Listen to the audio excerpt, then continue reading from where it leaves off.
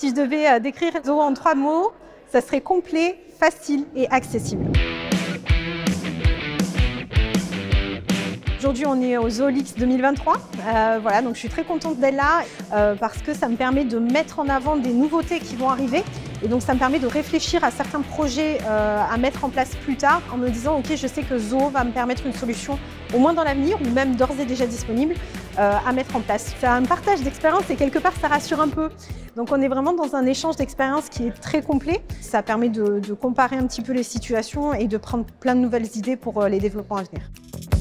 On utilise Zoo One depuis 2017 maintenant, donc on m'a donné l'administration en fait, de Zoo CRM pour pouvoir s'en occuper à 100% et pouvoir le déployer. J'ai su tout à fait m'adapter à Zoo CRM, tout simplement en naviguant et en testant, en faisant de l'apprentissage essai-erreur, sans connaître du code ou sans connaître l'informatique de façon générale. On peut très facilement mettre en place des process et du développement auprès de Zoo, donc c'est bien la preuve que c'est très facile à utiliser.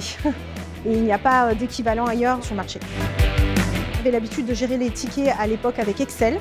Le fait de pouvoir le passer dans Zoo CRM, ça a vraiment fluidifié toute la communication entre les services, que ce soit les services support, les services administratifs ou le service commercial.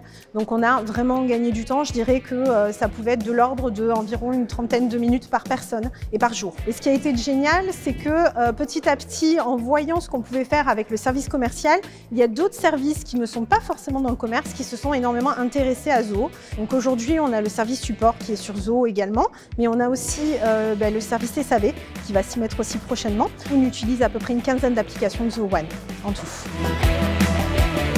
On travaille avec un partenaire qui est OS Consultech, avec qui ça se passe très bien. On peut switcher très facilement avec lui sur les différentes applications sur lesquelles il peut nous aider. On travaille aussi non-stop avec lui sur différentes applications à développer via Zoo Creator notamment. J'ai beaucoup d'idées, notamment par notre service support, parce qu'il y a des applications qu'on aimerait utiliser plus, comme par exemple Zoo Assist, et bien sûr des connectiques aussi, pour pouvoir encore mieux communiquer à nos clients et avoir un afflux de communication qui soit plus important. Donc il y a encore beaucoup de travail pour exploiter complètement à 100% Zoo One.